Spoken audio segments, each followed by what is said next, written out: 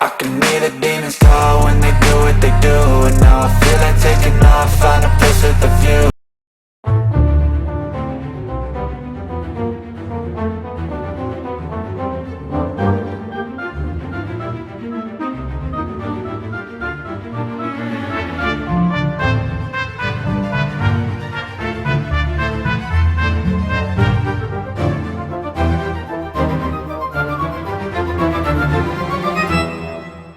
안녕하세요. 정치 한류 해외 반응을 소개하는 정말 치명적인 클래스 정치 클래스 TV입니다.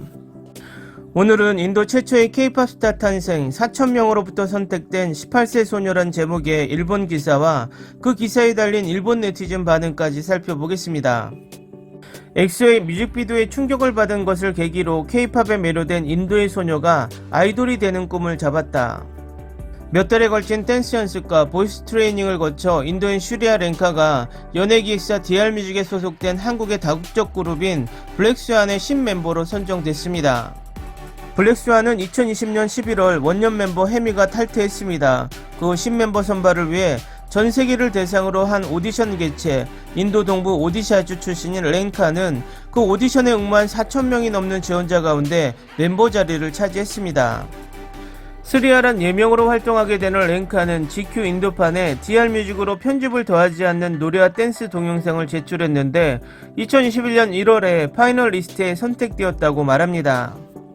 그녀는 같은 해 12월 한국 서울로 이사하여 최종 훈련을 받았고 브라질 출신인 가브리엘라 달신과 함께 새 멤버로 선보이게 되었습니다. DR뮤직은 지난 5월 인스타그램 공식 홈페이지에서 시그너스라는 글로벌 오디션을 통과한 일기 훈련생으로 렌카와 달신의 사진을 소개했습니다.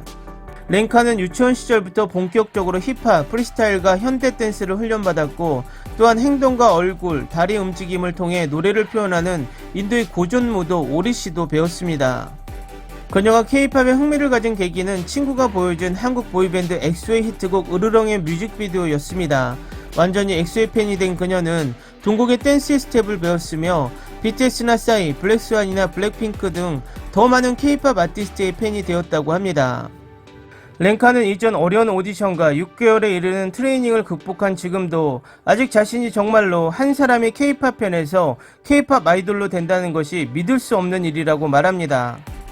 다음은 이 기사에 달린 일본 네티즌 반응입니다. 블랙스완은 확실히 독특한 그룹입니다. 그러나 외국인이 K-POP 그룹에 들어가는 것은 전혀 드문 일이 아닙니다.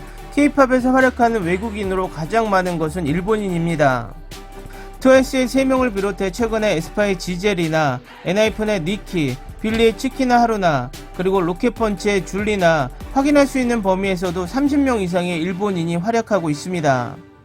이번은 인도 출신이라고 하는 것으로 주목되고 있습니다만 블랙스완 자체는 잘 나가지 않았습니다. 또 컨셉이나 곡도 블랙핑크와 닮아 있어 매우 B급이란 느낌이 강한 그룹입니다.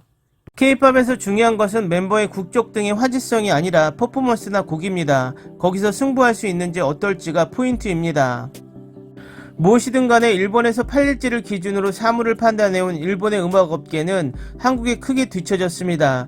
이것을 이상하게 보는 것은 일본인의 시야가 좁기 때문입니다. 이번에도 인도 마켓 공략 때문에 이런 시도는 정말 새로운 문화의 케미스트리를 나아가는 것입니다. 일본도 노력하라고 말하고 싶네요.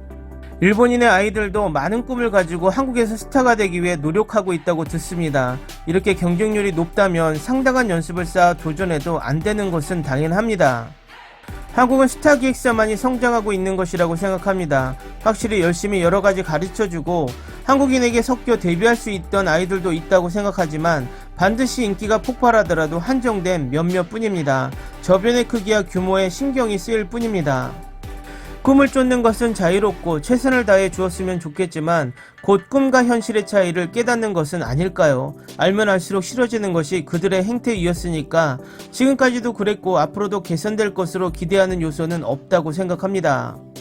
아시아의 넓은 인구를 커버하는 엔터테인먼트 비즈니스 구축을 생각하면 이쪽이 맞는 길로 가는 길입니다.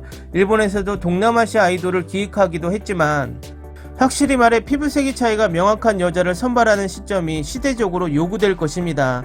하지만 인종의 도가니에 미국에서 보면 아시아는 미국보다 피부색으로 나뉘어져 있을지도 모릅니다. 한국도 인도도 시작이 반이니까 인도에서 태어나 신분이 정해지거나 한국에서는 첫 임금이 높은 곳에 취직할 수 없으면 안 되기 때문에 아이돌을 목표로 해 박이 터지겠죠. 특히 인도는 첫 직업이 좋지 않으면 낮은 신분에서 벗어날 수 없는 것 같아 성공하지 않으면 부모 찬스를 사용해 다른 직업을 가질 수도 있는 좋은 환경의 일본의 아이돌과는 진심의 정도가 다르지 않나. 벨기에인과 브라질인 멤버가 있는 이 걸그룹은 인기가 있지 않았다. 그 그룹이 이 그룹이었다. 데뷔 후 단 1개월 만에 활동 중지가 됐는지 몰랐다. 인도인의 그녀가 들어간 것으로 더욱 다국적감이 늘어나는 느낌이 든다. 어떤 활동을 하는지 보는 것은 즐거움이다. 잘 활동하는지 여부를 차치하고 해외 마켓을 철저히 목표로 하는 도전을 하는 것이 좋습니다. 이것을 부정하는 사람이 많은 것도 슬프다. K-팝을 듣거나 빠지거나 하는 것은 지금은 없지만 오디션 영상이라든지 자주 보이기 때문에 어린아이들이 노력해서 변모해가는 모습이 굉장하네요. 건강면이라든지 걱정이 됩니다만 그런 무대와 기회를 꿈꾸는 것은 매우 좋은 일이고 무엇보다 현실이 된 것은 굉장하다. 정치로 대립하고 있기 때문에 싫은 사람도 있다고 생각합니다만 인정할 것은 인정해야 합니다. 솔직히 지금의 일본 엔터테인먼트는 중국에도 한국에도 크게 지고 있다고 생각한다. 그것도 그럴 것이 인도, 한국과 중국은 다른 나라의 언어와 문화를 도입하고 있는 것 같은 기획이나 프로그램도 많다. 게다가 음악이나 뮤직비디오, 영화나 드라마 어느 퀄리티도 차이가 나기 시작하고 있다. 지금의 그대로라면 일본은 뒤처져 버릴 것이다.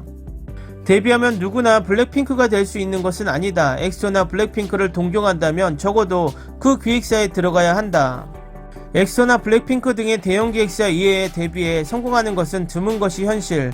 이 기획사 DR뮤직에 몇 년을 활동할 수 있겠나. 게다가 무보수.